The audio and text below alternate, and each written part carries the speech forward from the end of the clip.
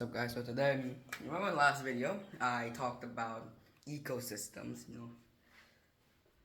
we talked about the food chain. So today we're going to talk about something called the cause and effect.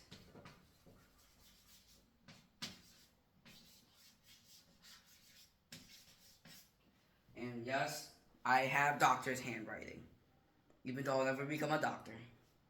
So, okay, so let's say this food chain. Alright, start with, this is the sun. Draw circles to represent it.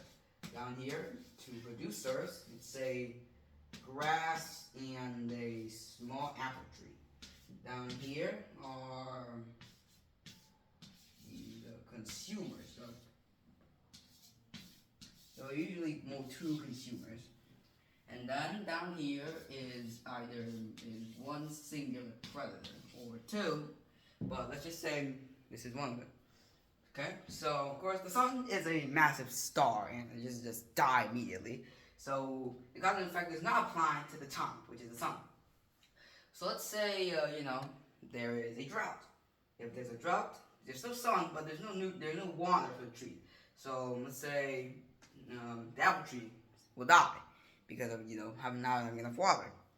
And let's say down here there are flies and grasshoppers. Right, they rely on the apple tree for a source of food.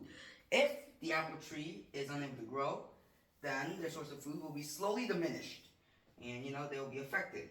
But their predator, which is the frog, right, will not be affected for some while because, of course, the apple tree is gone, but the grasshoppers and flies aren't. So they'll just continue eating it until they all perish. And then the predator has two choices: either move away into another area or perish as well. So, of course, if there's no apple tree, there's no the first order effect are these two primary consumers, then the predator.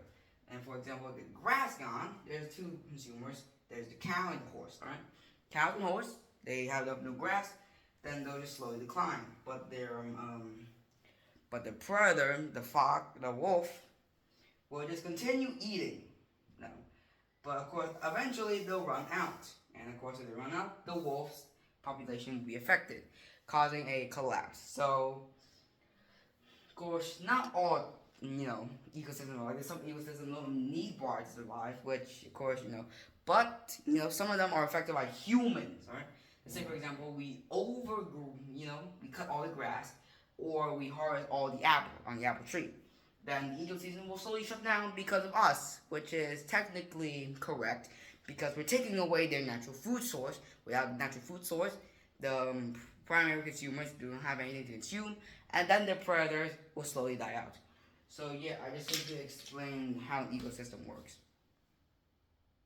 Bye.